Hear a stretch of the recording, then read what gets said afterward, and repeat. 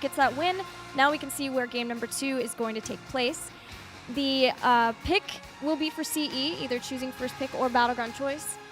And it looks like they have chosen first pick. MVP Black chooses Infernal Shrines. It was a fast victory for them versus Soul Torturers on Shrines yesterday. I'm glad to see MVP Black prioritizing Infernal Shrines here. I am curious to see if they keep going with the 2-minute Spider Queen, like if the series goes on and gets pushed a little bit farther into the map pool, if they end up picking that up, because it is surprising how highly they have prioritized it, but how big they've been struggling here at the Eastern Clash onto that map. But Infernal Shrines, they haven't been struggling. They've been absolutely dominant.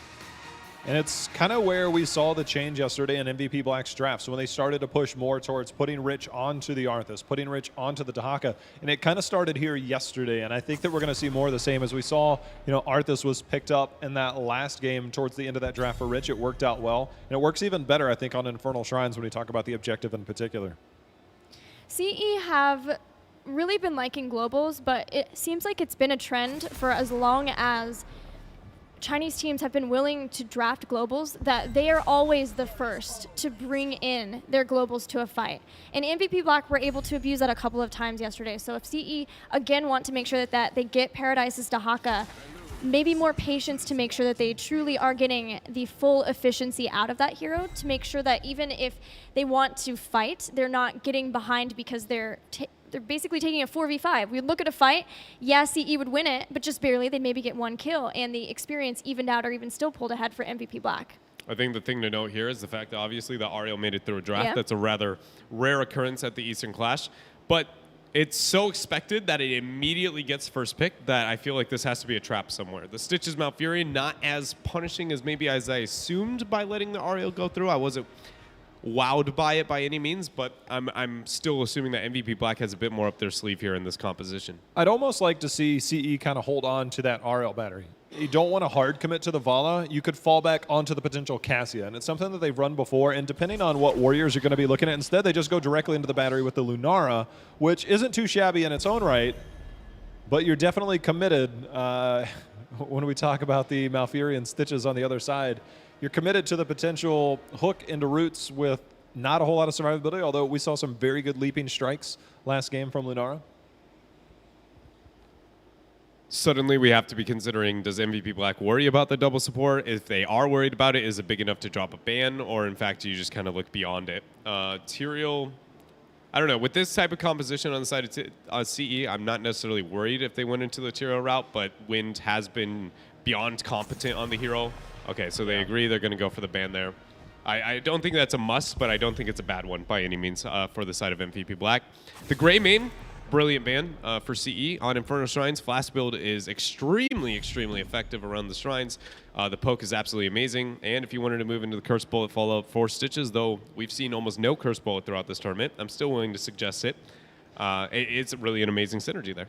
Do we just see a false ad? No, they go Gul'dan. So we saw Sake's Gul'dan yesterday. It was quite well. They already commit to the Arthas, where I thought maybe we might see a Rich Medivh, but I'm telling you, I feel like this is just the transitional phase right now for MVP Black.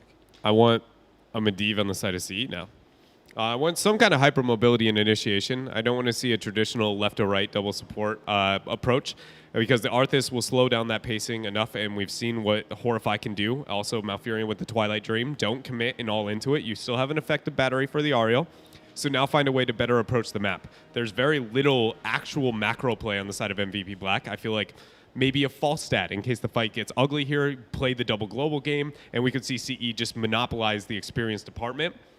But that's a kind of conversion I don't expect from this team. I just feel like it is a huge loophole with this transition period you've been talking about for MVP Black. They're rather rigid, and I do think that there are areas where maybe a better team might punish. I'd almost advocate here for, I know it's a little bit all-in squish. I was going to say Cal Pops, but talk about trying to go all-in on a draft. That is not what I expected, although a lot of potential out of that. But Dread, we talk about that hero a lot on Infernal and BOE, is if you don't win the objective, it's a bad pick. It is, unless you have no macro, which right now MVP Black does suffer in. They do have a lot of wave clear when they have the Gul'dan on their side. Malfurion's pretty good at it, and Stitches is really hard to be able to siege into. That's the things that make me scary, or scared of the Sylvanas pickup.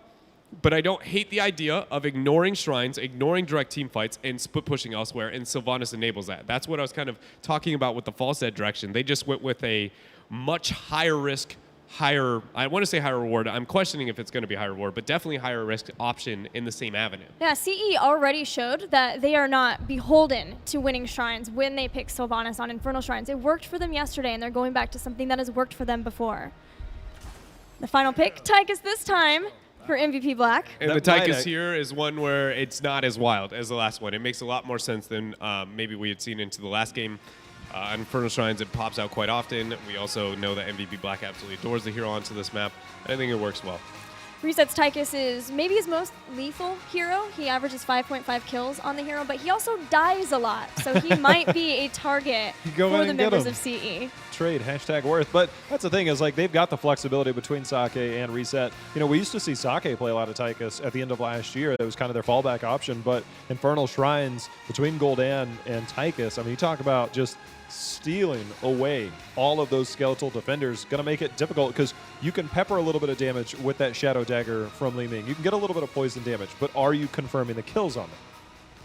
That'll be the question, and it may just be a potential that CE does ignore the shrines since there is so much shrine control, but with the Tychus and Gul'dan and Stitches, even Arthas and Malfurion, if he takes Moonburn, there's so much ability to be able to dictate those shrines that even if CE starts to push somewhere else, they might not get very much time to do that, to go for that push.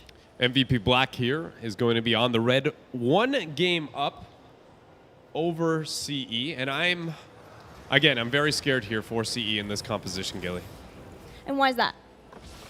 I mean, Sylvanas. You know I'm like legitimately one of the most skeptical with one-offs, especially the Sylvanas.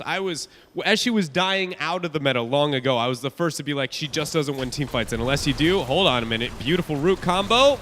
Enough to seal the deal. Another drag coming out from CE as the punishment is going to be there 1-for-1 here at level 1. Rich still sitting on top of a lot of members of CE, but Shy wants to continue throwing out the damage and is untouched, but a hook comes in. Wind jumps out in time away from the corruption, but in the end, a 2-for-2 trade between these two teams. It's only going to be 2-for-2. And that is going to complement more of CE than I would say MVP Black, purely off the sake that they need to make sure that anytime they're going even into the early stages of the game, it's going to be beneficial for them if it's not structural. We know Sylvanas is going to struggle in those team fights, so if I see any 5 versus 5 matchups and she's effective, they got to feel good. Good dodge there from Aloof. I'm wondering if the Sylvanas was also taken in a way of trying to deny Gul'dan from denying the Crystal Aegis or being able to place Fortify right on top of the Crystal Aegis. There's a possibility for a lot of back and forth between the two teams and their heroic abilities. I anticipate if the teams are really good at being able to go. Mind control is the thing I've been talking with J-Hawk this whole time trying to figure out, did we see a mind control yesterday? Sylvanas has a huge opportunity to go into mind control in this game. Because there's no cleanse. We have never, I don't know if we're going to see it, but I wanted to talk about the fact that Malfurion into the cleanse department, no longer is that going to be a thing. We used to see this as a direct response in the North American scene to Aria.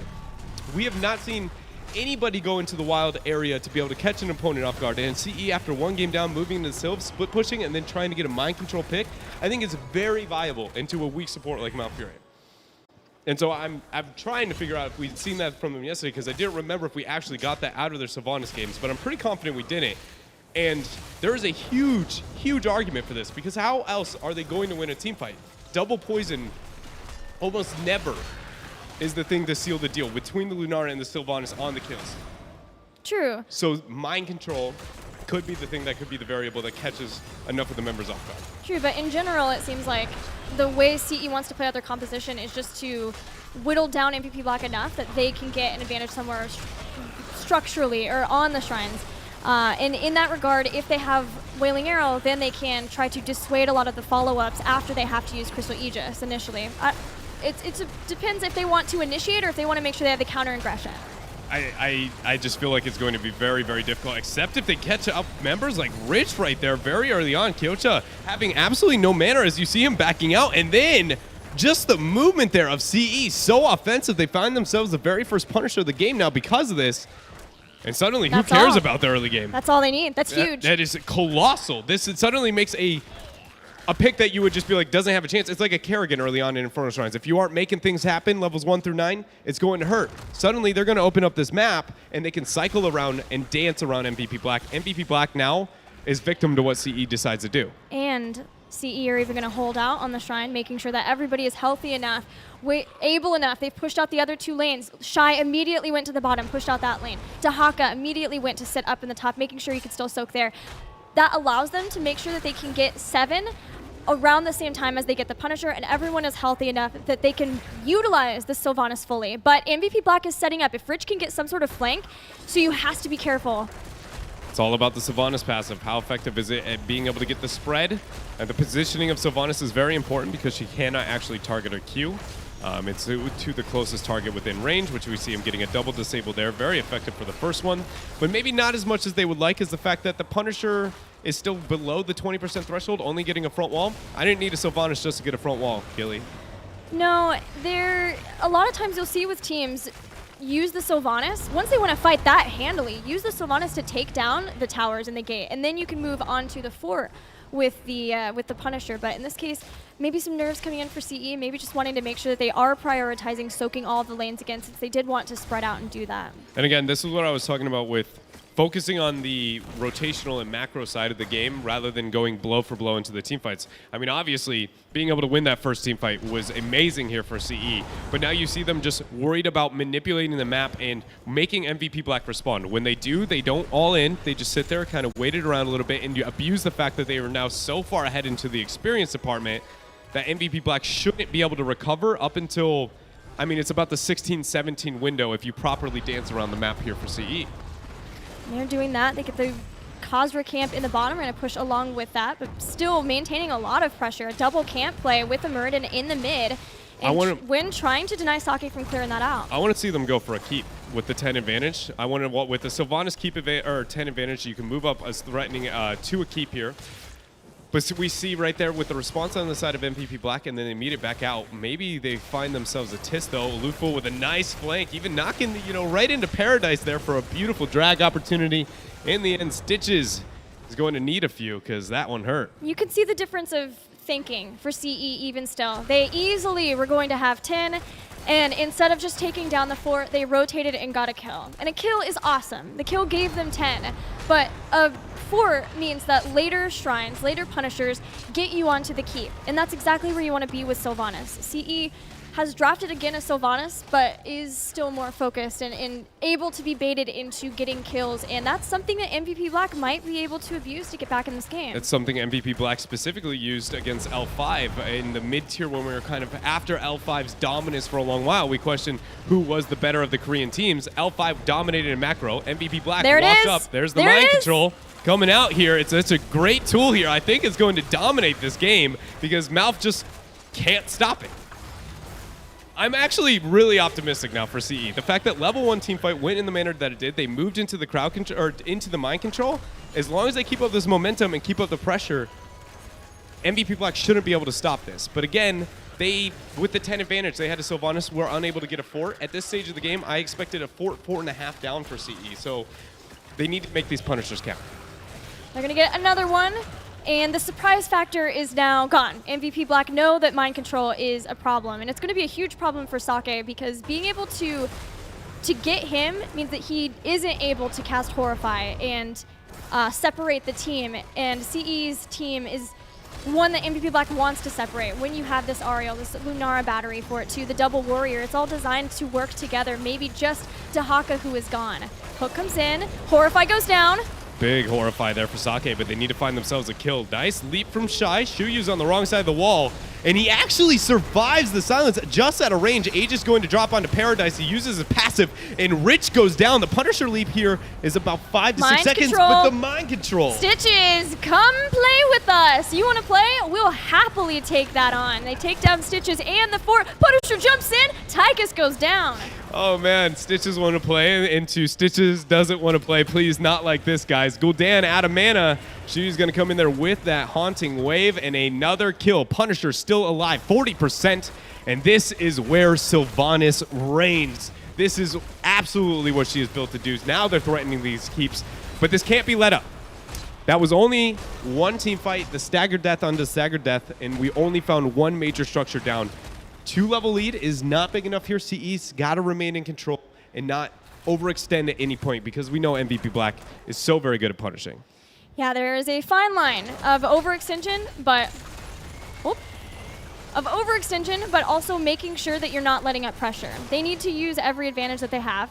They want to get mercenary camps, and they ideally want to be sieging down with Sylvanas. And it's good to see that they're denying MVP Black the opportunity of getting camps, and they're keeping them busy. They're forcing them to respond to that, which gives them time to take down the fort in the bottom lane. Wind with a really good scout there, anchoring, making sure nothing, goes wrong for the team. Very important, something we don't point out too very often at the competitive level, but I mean, the difference between a good and a bad tank oftentimes is the one who can get the scouting, make sure that they're in a position to always know where MVP Black is going to be. Still, CE here is looking to move around the map and not necessarily abuse the Talontier advantage. I'm really looking for them to try and do that a little bit more than concentrating onto the shrine. He's slowed down by Rich. Black's coming up for the gank. CE, use this time. There's no way to be able to allow Paradise to get out now. Just buy time, and the rest can take out the fort. They get that, they can get the mercenary camp, and this at least will allow them to make sure that they can control this lane. They can even rotate up, use the Khazra camp that they got in the mid to try to pressure that final fort for Black 2. MVP here is just constantly dancing all over the map, trying to be able to catch them off guard. This is the weakness of macro I was trying to highlight here into their draft. I'm impressed by CE right now. At this stage of the game, the world is theirs. They just need to make sure they put a little bit of concentration here onto their mercenary camps. Right now, the Shaman camp, if they end up concentrating on that, it is going to be perfectly timed. MVP Black is going to have to sacrifice somebody up on the top. They have no global to rid of it. Gul'dan is their best wave clear. And once again, they find themselves winning on rotations, and MVP Black's got a tough decision about 5 seconds away. Yeah, CE have 2 lanes that they can pretty easily soak to make sure that they get 16, then rotate down. MVP Black could start the shrine faster, at least with their man advantage, and hope maybe they can bring some people down, but CE are so close to 16, and Dahaka can always stalk in that he can stay top for a long time. Black will have to give this up unless they're willing to take the fight. 16-13. CE is 16-13. The Dahaka up on top. Wynn's still going to move in here to try and force the fight. Brushstock is going to be pinged. Kyocha very aware of it. Here he goes, coming on in. Sake's in a bad spot. The drag is not going to connect. Horrify is the one to hit first. Excellent Horrify. Wynn dives back in on top of Sake. He has already used Avatar, so he's just hoping he can get his self-healing. Meanwhile, as he draws the ire of a lot of the backline of MVP Black, Shy is constantly throwing out the poison damage. And it's only a matter of time because CE's just got to buy a longer fight here. They don't necessarily have to win it completely. The Shaman camp on top is still going to be very effective. Howling Blast lands onto Luful. Shuyu receiving the pressure here. Haunting Wave on out. He drops the double one there and gets himself a Rich. Oh man, he went aggressive too after Sake. He's still living. He takes out Stitches. Tychus goes down. Finally, the mind control comes in. CE, we're so patient with that. They're going to 5-man wipe MVP Black. And they're going to get themselves a keep up on top. The question is, how much do they get with Sylvanas in this passive on bottom? This is going to be double keep minimum and a Punisher right on behind it. MVP Black is yet to even pick themselves up the 16 talent tier. I don't want to say that this is game by any means, just because they don't necessarily have the best core damage in the world, and we're 12 minutes into this match, Gilly. I mean, just because there's 2 keeps down, we got to remember the core itself is still rather healthy. There's actually really low respawn timers, and by the time CE could push in, all they could get were the towers and the gate. And miraculously for MVP Black, nope, they can't save the top. So there is at least 1 keep that CE finally took down, meaning that they'll be able to use that catapult pressure against MVP Black. CE are still 4-level leading. MVP Black has a long time until they can get 16. The world is CE's oyster right now. Everybody is alive, and CE is willing to try and be able to pick up this camp currently, but we also have to remember by not picking up the Punisher, you only want to do that when you know you have that experience advantage over your opponent long enough to get the wave from that window. I'm glad that they captured it there. I thought we were going to see them wait longer and longer, and then suddenly the 16 for Black be rather easy to catch up with. But the Shaman camp for MVP Black will be dealt with there by Paradise on the Dahaka. And we've got the Arcane Punisher and a Sylvanas with mind control looking to make sure this keep goes down. CE move forward. MVP Black desperate to keep their one of their 2 remaining keeps alive. They bait the Punisher. That's Rich baiting it over. Sylvanas gets the damage going onto the keep so that it will stop attacking the teammates. Sake is stepping forward, seeing if he could maybe find a spot for a Horrify. Shy is very aggressive. Yeah, Shuyu needs to make sure that passive never drops. Actually, Shuyu ate an entire passive movement debuff and auto attack debuff. MVP Black's looking to try and force the fight, even though they found themselves keepless. Mind control onto the Tychus. There's on the Odin. Paradise moves around Wind, keeping Kyocha from being able to help, but Tist goes in with the Putrid Bile. Paradise heals up from adaptation. So far, CE are not being able to get the kill. They do get the keep. The Punisher's on the core, but they haven't gotten a kill, and MVP Black's just about to get on the same talent tier, but Drag comes in, Horrified, not in time. And the Punisher leaping right on through. Paradise doing his best. He's going to use the Tunneling Cause and survive. The Twilight Dreams use Shy leaping over, catching out Rich 80% onto the core and counting. Core continuing to fall at 50% and still going down. CE on the core confidently against MVP Black with a 3-level lead, completely dominating the macro game, taking out MVP Black in game 2.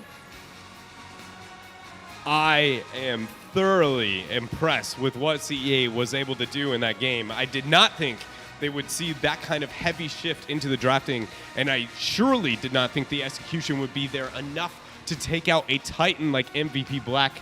But I don't think I've ever been more satisfied in eating my own words, honestly. That was so well done. You know what else was well done? That Sylvanas play. But the Yes. thing is, that entire team made plays, but Zuyu at moments in that game was a god. And Shy is like, look, you can do good stuff, so can I. The Lunara leaping strikes, the positioning, things like that. That entire team made plays. And that was just fantastic to watch. Lest anybody watching this series forget, CE, Shy, is not a member of CE. He is a member of SOA who was subbing in for KTY, the newest member on CE before, because KTY was not able to get a visa approved.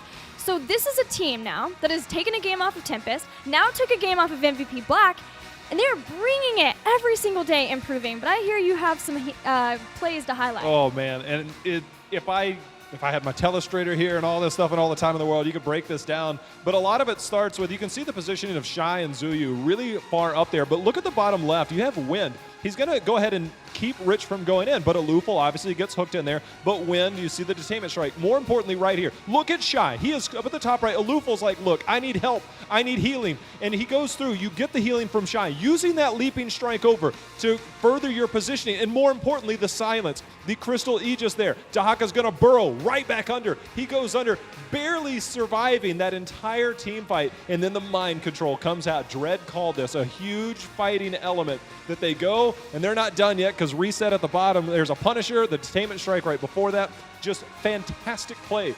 The positioning of Lunara with those leaping strikes, things like that. And then here's a fight. Again, keep it on Wind, because this is going to actually a little bit longer of a team fight, because Wind is actually going to get into that back line. He's going to get horrified. They try and kill the Arthas. It doesn't work. But more importantly, after this Sphere, you're going to see the Dwarf toss over. He is now going to be zoning out Sake this entire time, their biggest damage dealer. Tiss trying to peel the entire time. Now, here's where things get a little bit wild, because you're going to see Shy and Alufal down at the bottom. The hook's going to come in here momentarily. It's going to bait out the Crystal Aegis, and they're going to end up getting the kill. This looks like where MVP turned the fight. But this is where Zuyu said, hold on a minute, guys. We are not out of it yet. Rich makes an amazing Howling Blast, locking in a member. And Zuyu's like, wait a minute. Rich looks kind of low. He uses the Haunting Wave. He has double Haunting Wave. Down goes Rich. He uses it again. And Zuyu goes in and makes the plays, guys. I mean, it was time and time again. These were the plays that were made when all hope looked lost. They continued to make them happen. I've never seen a more offensive Haunting Wave be that successful in my entire Double. I was like, life. he lost Double. it. He lost his mobility. What are you doing? But here's the final battle that kind of won it. You can see Wind, again, kind of zoning everybody out. And things actually looked a little bit wild in the middle of this. They start to back out. They regroup. They use the mind control. They don't get anywhere near the damage that they wanted to. Things actually looked a little bit questionable here for the moment, but the Punisher just raining havoc on Kyocha, their support. So he's kind of zoned out in the middle of all this. And then Wind and team, they're going to reaggress back on here. And I tell you, watch Shy, the Lunara player on the right. It's going to get a little bit further, but his positioning, his aggression just allowed for so much. You could talk about everything that they made. He leaping strikes over, putting the pressure on. He's like, guys, I'm in a bad spot. Oh, let me dodge this Howling Blast here because I'm unstoppable while I use leaping strike. Hops right over to the other side. And it's just, they're making these plays so much so that it's like, it's almost like you're silent on your opponent, but you're just making phenomenal plays. And this is why you're in the top 4 in this tournament.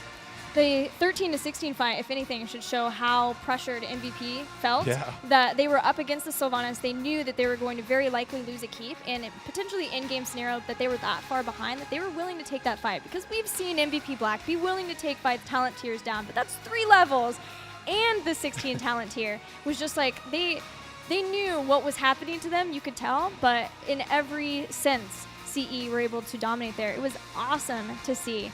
But we're going to go to a commercial break. We're tied up 1-1 between CE and MVP Black. We'll have game 3 after.